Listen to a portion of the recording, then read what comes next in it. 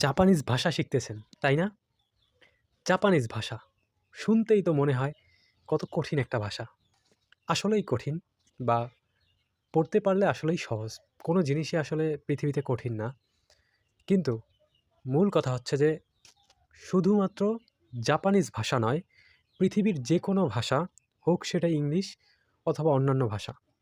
এগুলো শিখতে হলেই ১ম যেই জিনিসটা শেখাটা ইম্পোর্টেন্ট সেটা হচ্ছে ভোকাবুলারি। যে যত বেশি যে ভাষারই ভোকাবুলারি পারবে সে তত বেশি সেই ভাষাটা আয়ত্তে আনতে পারবে। সো একটা ভাষা শেখার প্রধান যে উপাদান, সেই উপাদানটাই হচ্ছে ভোকাবুলারি। এখন কথা হচ্ছে যে এই যে ভোকাবুলারি মানে জাপানিজ ভাষার ভোকাবুলারির কথা আমি বলতেছি বা যেকোনো ভাষাই হোক না কেন, মেইন কথা হচ্ছে এই ভাষাটা ইংরেজি ব্যতীত অন্যান্য যে ভাষাগুলো আছে, এই ভাষাগুলোর সাথে কিন্তু আমরা পরিচিত না। আমরা বলতে পারি যারা এনিমি-ঠেনিমি দেখে, তারা হয়তোবা জাপানিজ ভাষার সাথে টুকটাক পরিচিত। কিন্তু যারা আমরা, যেমন আমি যদি বলি, আমিও জীবনে কোনোদিন এনিমি দেখিনি। সো এই যে আমার মতো যারা আছে, তারা কিন্তু এই ভাষাটার সাথে নতুন। এই ভাষাটার সাথে তারা পরিচিত না।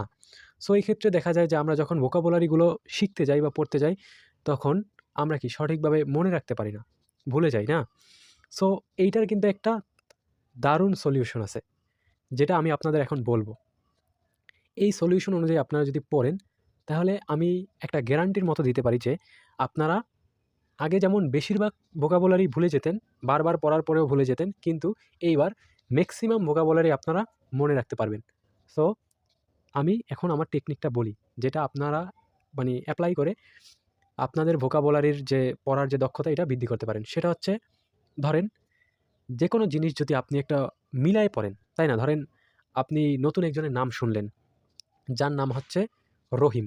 ঠিক আছে? রহিম নাম। এখন আপনার সাথে বা আপনি কারো কাছ থেকে রহিম নামটা শুনলেন যে অমুকের নাম রহিম।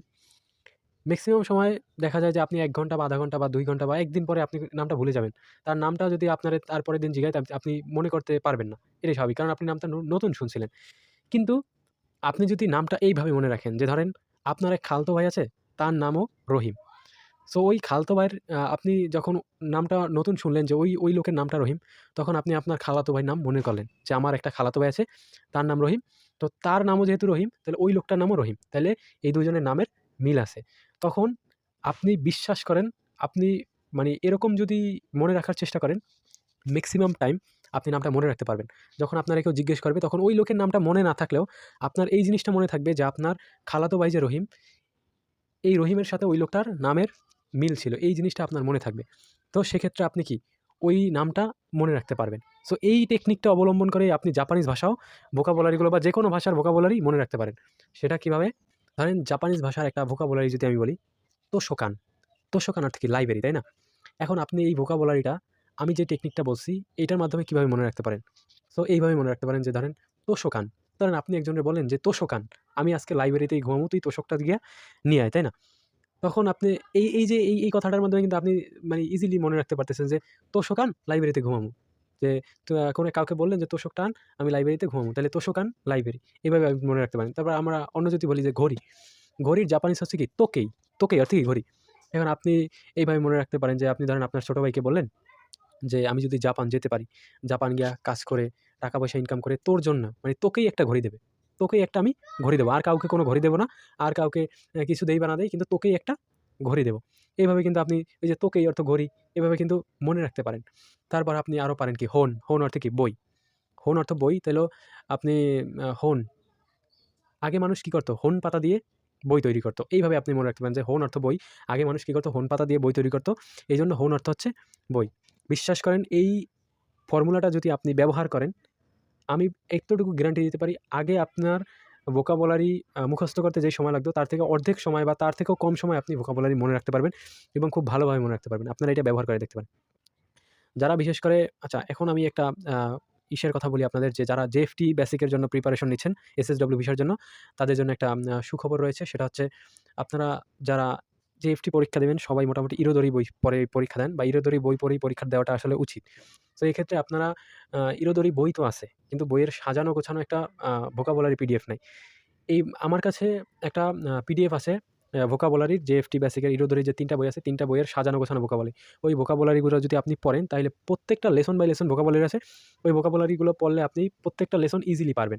মানে জাস্ট আপনি ধরলেই দেখবেন কি পারবেন। কারণ কি আপনি ওই লেসনের ভোকাবুলারিগুলো আগে জানেন বা পারেন। সো এই ভোকাবুলারি শিটটা যদি আপনারা আমার কাছ থেকে নিতে চান তাহলে আমাকে আপনাদের ৳৯৯ দিতে হবে। এই স্ক্রিনে দেয়া নাম্বারে আমাকে বিকাশে বা নগদে ৳৯৯ সেন্ড মানি করে হোয়াটসঅ্যাপে স্ক্রিনশটটা দিয়ে দেবেন। আমি আপনাদের সেই হোয়াটসঅ্যাপ নাম্বারে পিডিএফ এর লিঙ্কটা দিয়ে দেবো। সো যারা এটা চান তারা মানে এসএসডব্লিউ ভিসার জন্য যে জেএফটি বেসিক পরীক্ষা দেওয়া লাগে, এখানে যে জেএফটি বেসিক পরীক্ষার জন্য যে বইগুলো আছে ইরোদরি বই, এই ৩টা বইয়ের সাজানো গোছানো পিডিএফ আমি আপনাদের দিয়ে দেবো মাত্র ৳৯৯ য়। সো স্ক্রিনে দেওয়া নাম্বারে আপনারা নক করতে পারেন আমার হোয়াটসঅ্যাপে। ওইখানে আপনারা সেন্ড মানি বা ক্যাশ আউট করে স্ক্রিনশট দিয়ে দেবেন। সো আমি ওই নাম্বারটা চেক করে আপনাদের ওইখানে ওই নাম্বারে আরকি দিয়ে দেবো। পিডিএফ লিঙ্ক দিয়ে দেবো। আর যারা আ এই টেকনিকের মাধ্যমে প্রত্যেকটা ভোকাবুলারি শিখতে চান, তারাও আমার সাথে যোগাযোগ করতে পারেন। আমি একটা কোর্স আকারে আপনাদের শিখাইতে পারি, যেটা হচ্ছে ৳৪৯৯। যদি কেউ শিখতে চান তাইলে আমার সাথে যোগাযোগ করতে পারেন। এই নাম্বারেই যোগাযোগ করবেন। সো আল্লাহ হাফেজ। ভালো থাকবেন। এই ফর্মুলাটা এপ্লাই করে আপনি কিন্তু ভালোভাবে আপনার ভোকাবুলারিগুলো শিখতে পারেন। সো সবাইকে ধন্যবাদ।